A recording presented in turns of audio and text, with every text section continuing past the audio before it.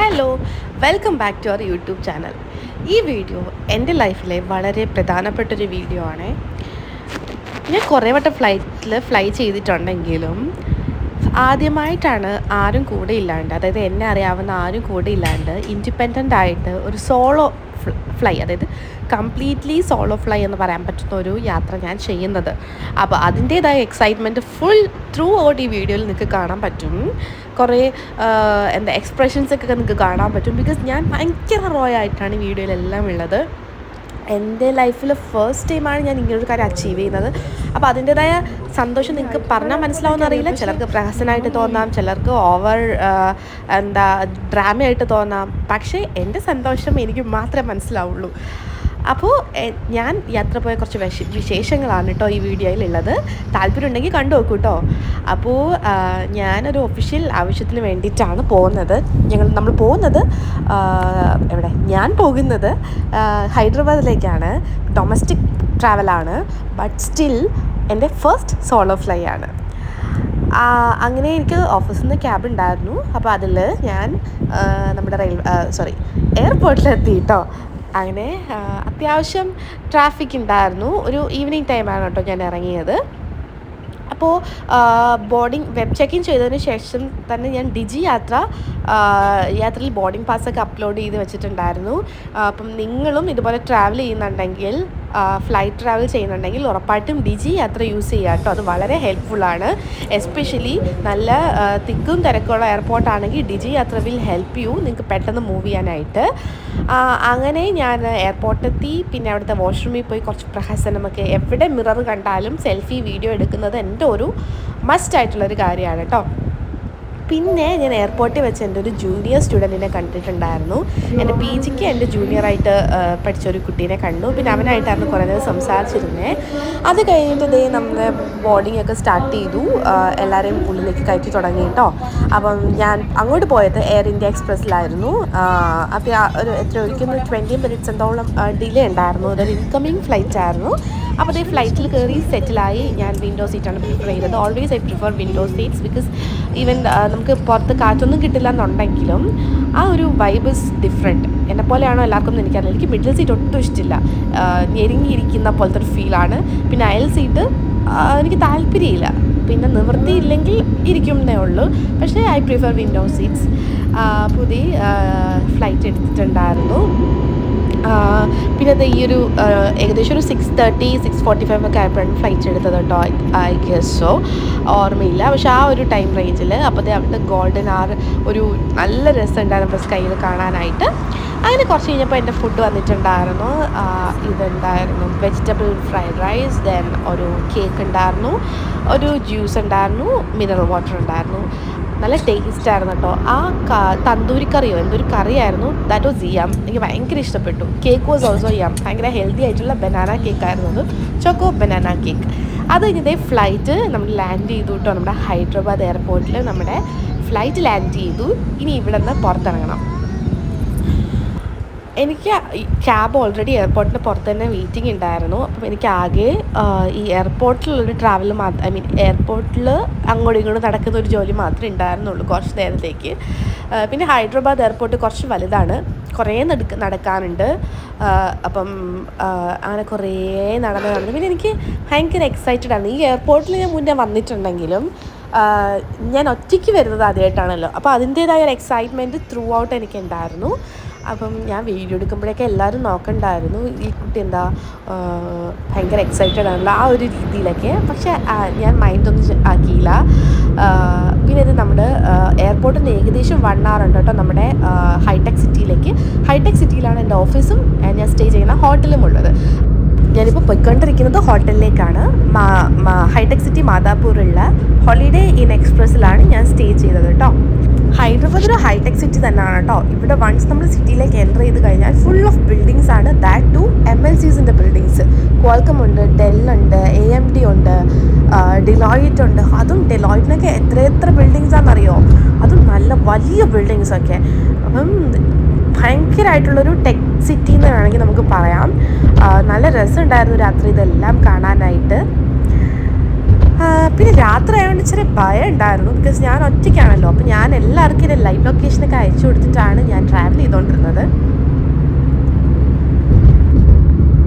പിന്നെ ബാംഗ്ലൂർ പോലെ തന്നെ ഹൈദരാബാദിലെ ആൾക്കാരും കുറച്ച് ഹറിയാണ്. അവർക്ക് ടൈമില്ല. ട്രാഫിക് ബ്ലോക്കിൽ പെടാൻ ആർക്കും ഇഷ്ടമില്ല. എല്ലാവരും പെട്ടെന്ന് ചിലരൊക്കെ കെയർലെസ് ആയിട്ടൊക്കെയാണ് വണ്ടി ഓടിക്കണേ. പക്ഷെ കുഴപ്പമില്ല, രാത്രി ആയതുകൊണ്ട് അധികം ട്രാഫിക് ഇല്ലാഞ്ഞത് കൊണ്ട് രക്ഷപ്പെട്ടു. പക്ഷെ ഉച്ച സമയത്തും രാവിലെയൊക്കെ ഒടുക്കത്തെ ട്രാഫിക്കാണ്.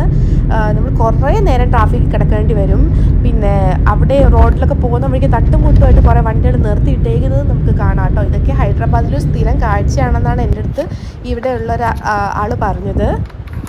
അങ്ങനെ ഫൈനലി നമ്മുടെ റൂം എത്തിയിട്ടുണ്ട് കേട്ടോ. അപ്പോൾ കുട്ടി റൂമാണ്, ഹോളിഡേ ഇൻ. ഇതൊരു കൺജസ്റ്റഡ് ഏരിയ ആണ്. ഒരാൾക്ക് ഒരു ക്വീൻ സൈസ് ബെഡ് ഉണ്ട്, പിന്നെ വാഷ്റൂം ഉണ്ട്, ടോയ്ലറ്റ് ഉണ്ട്, മിറർ ഉണ്ട്. അത് അത്യാവശ്യമാണല്ലോ. പിന്നെ നമുക്ക് അത്യാവശ്യം വേണ്ട എല്ലാം ഉണ്ട് കേട്ടോ.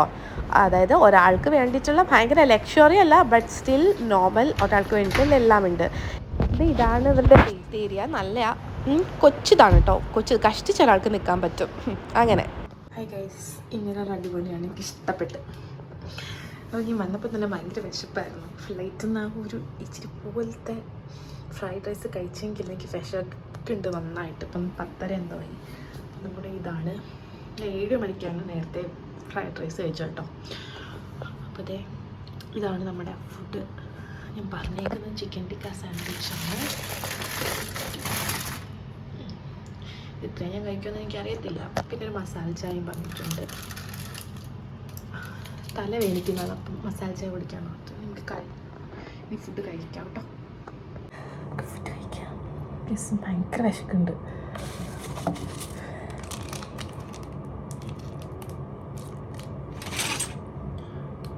പിന്നെ കെച്ചപ്പ് ഇങ്ങനെ സൈഡിലോട്ടൊക്കെ ഒഴിച്ചിട്ട്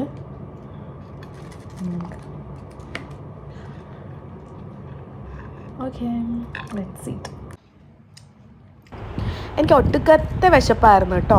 അപ്പോൾ ആ ഒരു വിശപ്പ് കാരണമാണ് ഞാൻ ഒന്നും മൈൻഡ് ചെയ്യാണ്ട് കഴിക്കുന്നത്. പിന്നെ സ്ട്രെസ്സ്, ഒബ്വിയസ്ലി സോളോ ട്രിപ്പ് ആയിരുന്നു. എനിക്ക് പേടിയുണ്ടായിരുന്നു ആദ്യമായിട്ട്. അപ്പം അതുകൊണ്ട് ആ സ്ട്രെസ് എല്ലാം കൂടെ ആയിരിക്കണം ഞാൻ ഭക്ഷണത്തിൽ കാണിച്ചത്. ഇവിടെ കോംപ്ലിമെൻ്ററി ബ്രേക്ക്ഫാസ്റ്റ് ഉണ്ടെന്ന് പോയി കഴിച്ചിട്ട് തരാം.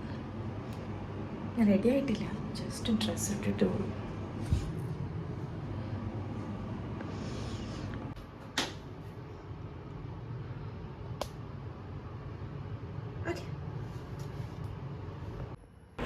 അപ്പോൾ കോംപ്ലിമെൻ്ററി ബ്രേക്ക്ഫാസ്റ്റ് കഴിക്കാനായിട്ട് ഞാൻ നേരെ വന്നു. അപ്പം ലിഫ്റ്റിന് വേണ്ടി വെയിറ്റ് ചെയ്തിരിക്കുകയാണ് കേട്ടോ. അപ്പോൾ ഏത് ലിഫ്റ്റാണെന്ന് ഇപ്പോഴാണ് ബോധ്യം വന്നത്. അപ്പം ആ ലിഫ്റ്റിന് നേരെയായി. മിറർ ഇവിടെ ഉണ്ടെന്ന് എനിക്കറിയാവുന്ന വീഡിയോ ഒക്കെ ഞാൻ നേരത്തെ ഓണാക്കി വെച്ചു. എന്നിട്ട് നമ്മുടെ ഗ്രൗണ്ട് ഫ്ലോറിലാണ് കേട്ടോ നമുക്ക് കഫറ്റീരിയ, നമ്മുടെ ബ്രേക്ക്ഫാസ്റ്റ് കൗണ്ടർ വരുന്നത്. അപ്പോൾ അവിടേക്ക് പോവാണ്. ഇവിടെ വലിയ സ്പ്രെഡൊന്നും ഉണ്ടായിരുന്നില്ല. മീൻസ് എനിക്ക് പറ്റിയത് സൗത്ത് ഇന്ത്യൻ ക്യുസീനൊന്നും ഉണ്ടായിരുന്നില്ല അധികം. ദോശയൊന്നും ഉണ്ടായിരുന്നില്ല. ആകെ ആ ഒരു സേമിയ ഉപ്പുമാവ്, മുട്ട ഓംലെറ്റാണ് ഞാൻ എടുത്തത്. ലിപ്സ്റ്റിക് ഇട്ട് നമുക്ക് ബാഗൊക്കെ സെറ്റാക്കി നമുക്കിനി ഇപ്പോൾ ക്യാബ് വരും. അപ്പോൾ നമുക്ക് ഓഫീസിൽ പോവാം. ഇപ്പോൾ സംഭവം ഉണ്ടായി. ഞാനിവിടെ എല്ലാം പാക്ക് ചെയ്ത് വെച്ചിട്ട് ഞാൻ ഈ കീ ഉണ്ടല്ലോ, ഈ കാർഡ് ഫുൾ തപ്പായിരുന്നു. മിസ്സായിപ്പോയില്ലേ. ഇനിയിപ്പോൾ റിസപ്ഷനിൽ ചെന്ന് വേറെ കാർഡ് തരാൻ പറയണം. ഞാൻ പാൻസിൻ്റെ പോക്കറ്റ് കിട്ടുന്നതൊക്കെ എനിക്ക് ഓർമ്മയുണ്ട്. ഫുഡ് കഴിക്കാൻ പോയപ്പോൾ ഫുൾ തപ്പി അവസാനം ഞാൻ കണ്ടുപിടിച്ച് കേസ്. നിങ്ങൾക്ക് എന്തായാലും എൻ്റെ മണ്ടത്തരം മനസ്സിലായി കാണും. ഇവിടെ ഇരിക്കല്ലേ കാർഡ്, പിന്നെ എങ്ങനെ എൻ്റെ കയ്യിലുണ്ടാവും? എന്നാലും ഒരു 10 മിനിറ്റോളം ഞാൻ തപ്പി കുറച്ച് ടെൻഷൻ അടിച്ചു. എന്നെപ്പോലെ ഇങ്ങനെ ആവശ്യമില്ലാത്ത കാര്യത്തിന് ടെൻഷൻ അടിക്കുന്ന ആയാലുണ്ട്. കമൻറ്റ്.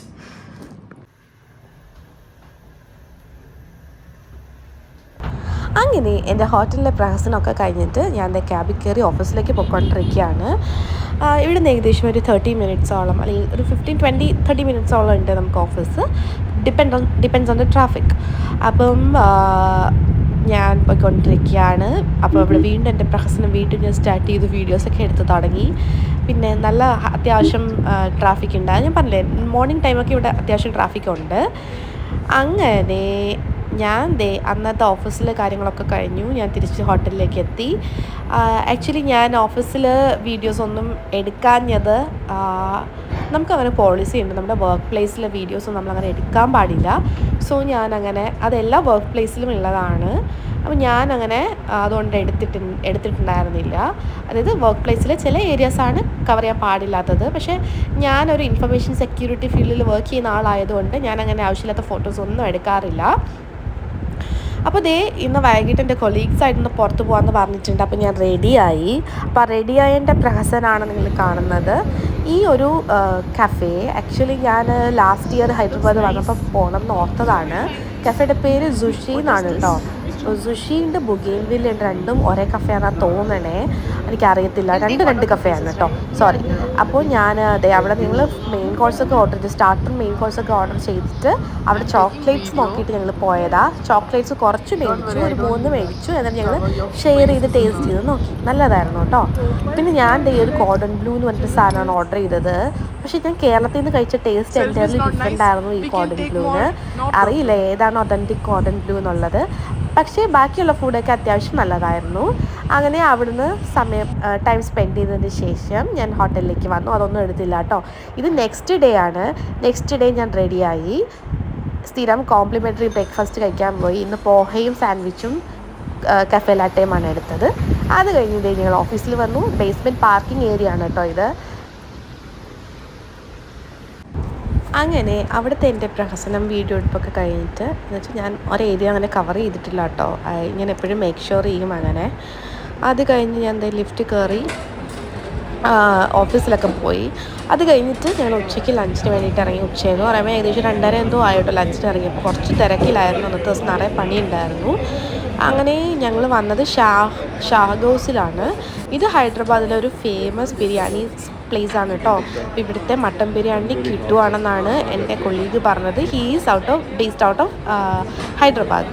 സോ ഞങ്ങൾ അവിടെ വന്നു. പറഞ്ഞ പോലെ തന്നെ ബിരിയാണി ഒരു രക്ഷയുണ്ടായിരുന്നില്ല, അടിപൊളിയായിരുന്നു കേട്ടോ. സോറി, മട്ടൻ മന്തിയും ചിക്കൻ ബിരിയാണിയാണ് ഞങ്ങൾ ഓർഡർ ചെയ്തത്. രണ്ടും ഞാൻ ടേസ്റ്റ് ചെയ്തു, അടിപൊളിയായിരുന്നു. എനിക്ക് ഈ മട്ടൻ മന്തി കുറച്ചുകൂടി ഇഷ്ടമായി.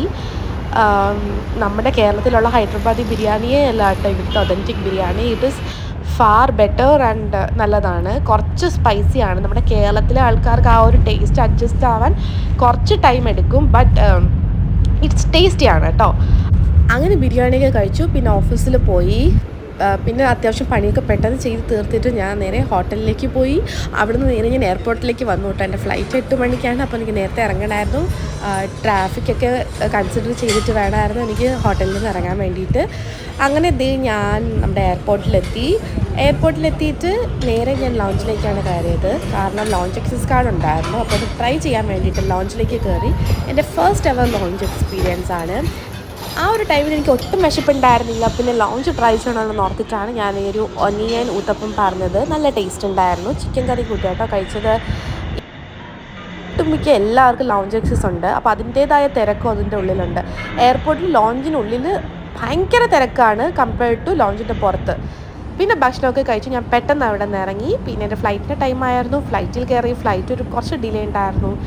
ട്രിവാൻഡ്രത്തെത്തി. ട്രിവാൻഡ്രത്ത് നിന്ന് നമ്മുടെ ഓഫീസ് ക്യാബ് ഉണ്ടായിരുന്നു. ക്യാബൊക്കെ അടിപൊളിയായിട്ട് അറേഞ്ച് ചെയ്തിട്ടുണ്ടായിരുന്നു, താങ്ക്സ് ടു മൈ ഓഫീസ്. അങ്ങനെ ഞാൻ എൻ്റെ ഫസ്റ്റ് സോളോ ഫ്ലൈറ്റ് കംപ്ലീറ്റ് ചെയ്തിരിക്കുന്നു.